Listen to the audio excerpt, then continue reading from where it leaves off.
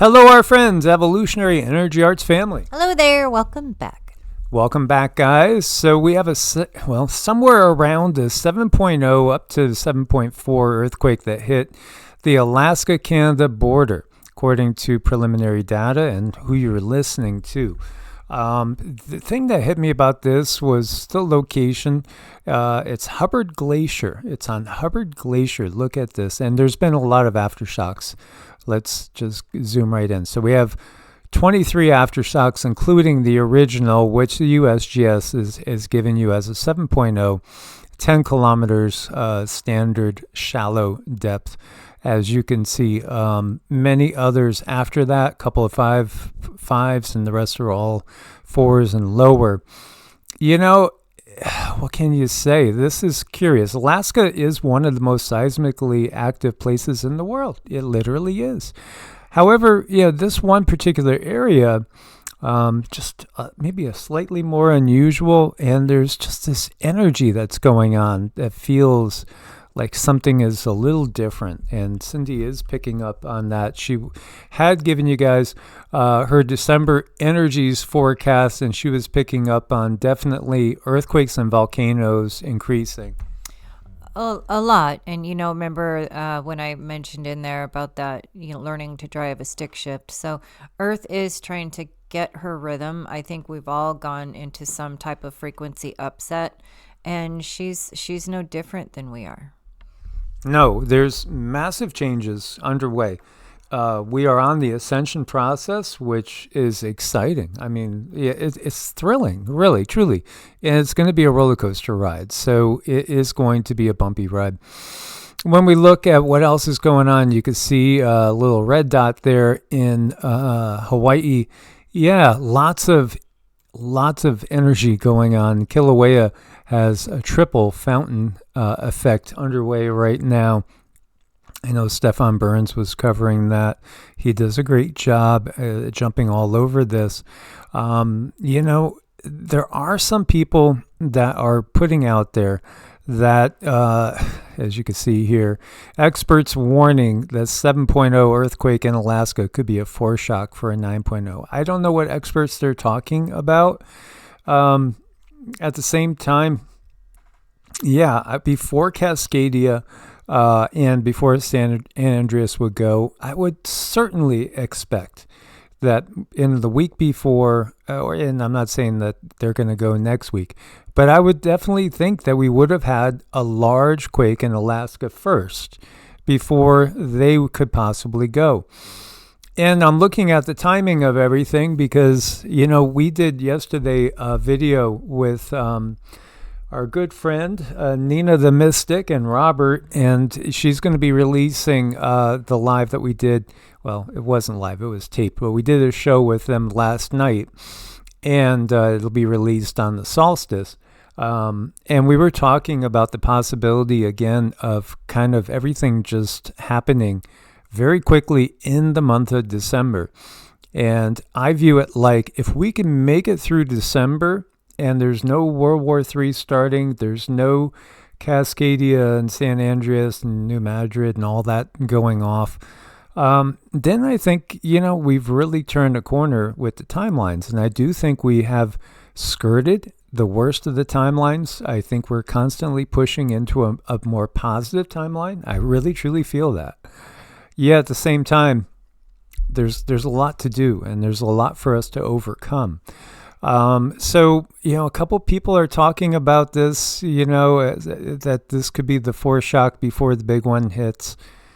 We'll see. But we're going to put out our intent that that's not necessarily the case. But at the same time, there are some things that have to happen. The Earth has to relieve some steam, and she has to clean the remnants of a dark system that has mistreated the planet for a long time. Any way you look at it, it's like, when you're sick, your body has to run a fever in order to wipe out the infection. And it's kind of the same thing with the Earth.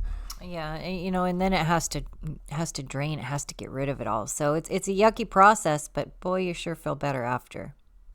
Yeah, when you think of it again, you have some sort of infection. If you ever had an abscess or anything like that, it's got to go somewhere. It has to drain. The energy has to drain. I was checking out the heliplots to see, what do they show us? And I was surprised because that's a 7.0. It's a good-sized quake. But it's not an 8.0, so, I mean, there's a big difference between a 7.0, and some sources were actually calling this a 6.7 up in Alaska. But Barbados, look at Barbados shaking. It's almost like a total blackout. North Barbuda. So if we have this type of shaking going on in Panama and the Caribbean, this is Grenada. Here's Grand Turks and Caicos Island, Guantanamo Bay, Cuba, Dominican Republic. The Caribbean is shaken big time. Was that from this quake? Was this quake bigger than what they're saying? Here's South Africa. Boy, Ivory Coast, Paraguay. The heliplots are really shaking. And looking at this, I would have thought this was maybe closer to an 8 if they're shaking so much. China. Wow. And a lot of them, the data's off. I have been having a hell of a time with Twitter, and we changed computers. We have 3 computers on our desk, and then we also can use a couple of tablets and a couple of phones. And no matter where I'm looking at Twitter, I'm getting all sorts of errors. Are you guys getting errors in Twitter where it's not streaming the media? It feels like there's something big going on, honestly. And then when I look at the buoys to see, well, okay, we had the quake. You can see where the quake is. It's over here. Why are these buoys triggered? Well, these buoys are in event mode. They're quite a bit away from the quake area. Well, any way you look at it, it definitely seems to have triggered a wave that's passed in this direction, and we'll keep an eye out for it. This is showing climbing wave heights over in this part of towards the Aleutian Islands. I'm curious, do I see anything in event mode elsewhere? No. So that just hits me as a little bit odd, a wee bit odd, but so do the heliplots with 7.0. Then you have, of course, a lot of eyes on Campi Flegrei. This is a supervolcano. There's a U.S. base in Naples, and this lady does a heck of a job. She keeps on everything. I forget her name. Silky? Is it Silky? I think, yeah, she's great. She's really on the ball all the time. And, the U.S. Navy base in Naples is preparing the staff for a big earthquake or eruption of Campi Flegrei. Now, if this again, and this is southern Italy, this is over towards the boot, if this was to give us like a VEI 6 or 7, it's going to get colder in the northern hemisphere. I really think everything is going to get cold. And in fact, I'm shaking thinking about it. Yeah, it's definitely getting colder. Yes, and we will be getting with our good friend and brother, David, Adapt 2030. It's been way too long since we did a show with David. So on Tuesday, we're going to be recording a show. And of course, we've talked for years about the fact that it's not by fire, it's by ice. Yes, that Robert Felix book. Truly, I think we are in for colder weather. And again, when the control system is talking all about runaway greenhouse effect and everything is just, hot, you're better off betting on the fact that things are going to cool off. I would say so too, yeah. But not the sun. We have an 8.1, an M class, 8.1. So, strong N class flare erupting from region 4299, which again was the previous region that was so active before it rolled around this time. Not unexpected.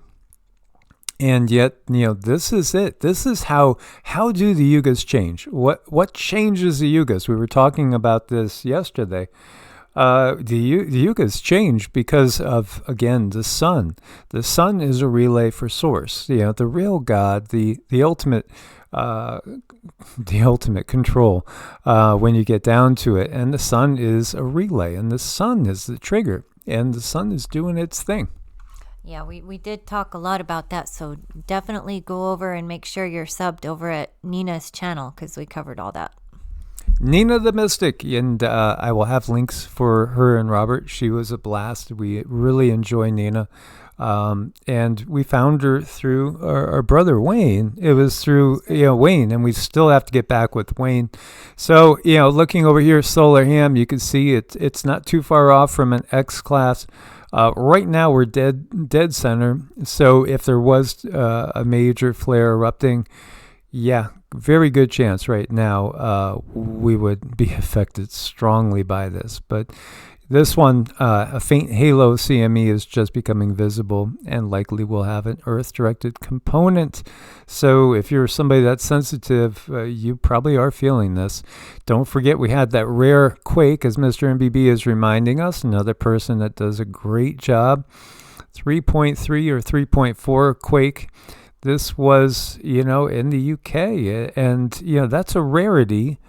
I think you get something like this maybe once every 5 years, something along those lines in this area. But very fascinating to see. The Earth is, she's doing her thing, and she's getting ready for some major changes. And there are major changes. This is what's really exciting. San Francisco, this is what we've been getting all the time on all of our computers, where it says the media can't be played. It's happening regularly. I'm not sure what it is because I switched computers and started to do this video from the backup, and, it's having issues. So San Francisco City Attorney David Chu announced the first government lawsuit of its kind against 11 companies, including Kraft Heinz, General Mills, and Nestle. It accuses the companies of using cheap ingredients, adding flavor and color to make unhealthy and addictive products. You go, David. All right, about time. Better late than never. There's some seriously good things going on, and then there's some seriously bad things still going on. As you see, the 10 major food brands. And really, yeah, absolutely, as you see that's doing the reload thing. This is only the beginning, but it has been going on for a while. In fact, you could see, this is December of the past year, and you had lawsuits in effect even a year ago. And in fact, you could find lawsuits from 2 and 3 years ago. But again, things are moving in the right direction. They're just not moving fast enough for me, but that's me. I'm impatient. Yeah, I'm impatient too. Former senior CIA insider, the UFO truth is indigestible, too terrible to tell humanity. Yeah, that's what he said. Retired senior CIA officer Jim Semivin went on the Engaging with Phenomenon podcast, hosted by Dr. James Iondoli, and spilled what we've all feared. After 25 years in the shadows, he says disclosure isn't being held back because of the panic over little green men. It's because reality shatters everything we know about existence. What could be so horrifying? Interdimensional entities that can invade your mind, plant thoughts, deceive you, make you question if you're even in control of your own life. Semivan calls it the whole other reality surrounding us. Jinn-like forces from beyond our dimension. Not necessarily aliens from space, but shadow beings intertwined with our consciousness, religion, and psyche. A force that explains ghosts, miracles, and mutilations. World-ending paradigm shift or proof we're not the top of the food chain. To tell this story to a 12-year-old, they'll crumble. Governments know it's why they've been dragging their feet. National security? Nah, it's protecting our sanity. This isn't sci-fi. It's the rabbit hole we've all been warned about. Are we ready? Or is ignorance bliss? Good question. Yeah, I mean, it's all coming out, guys. It's all coming out. By the way, here you go. San Francisco company, talking about San Francisco, has unveiled salmon that wasn't caught in the ocean or raised on a farm. It was grown entirely in a lab. No thanks. Fillets come from the forefront of an emergent technology called cell-cultured seafood. The FDA has approved it, declaring it as safe as traditional fish. I don't trust the FDA. That's me. I wouldn't trust anything that they say. Meanwhile, we have a sarcophagus of the real Saint Nick, Santa Claus, found in a Turkish church annex. Experts believe it to be the burial site of the Greek bishop Saint Nicholas, who played a major role in the legend of Santa Claus. The sarcophagus, made of limestone, buried about 2 meters underground, was found at St. Nicholas Church in Demre, Turkey. Well, of course it was found at St. Nicholas Church. Where else would it be found, right? And, again, I apologize for whatever's going on with Twitter. It is what it is in these times. When you need a hug, you know who you can count on. I like that guy, and then I wonder if Santa's reindeer were found with him. Yeah, and this is it's not the Mothman from the Mothman prophecies. It's an owl, and owls, man, owls are wild. They are wild birds. They are freaky. They are messengers of the gods. But then again, I think a lot of animals can literally be messengers from the gods or from other dimensions as we wake up. And more people wake up to the multi-dimensional reality of which we are only on this little bandwidth when we are talking about our waking consciousness. These are fun times to be alive, guys. Hooray! As always, thank you for your support. Thank you for boosting and hyping, again, new terms. Thank you for being a Patreon or supporting with the channel memberships. We will have a Patreon exclusive tomorrow and a membership exclusive tomorrow on YT. And be safe, be prepared out there, and as always, share that love and holiday cheer every day. Source bless and namaste. Namaste.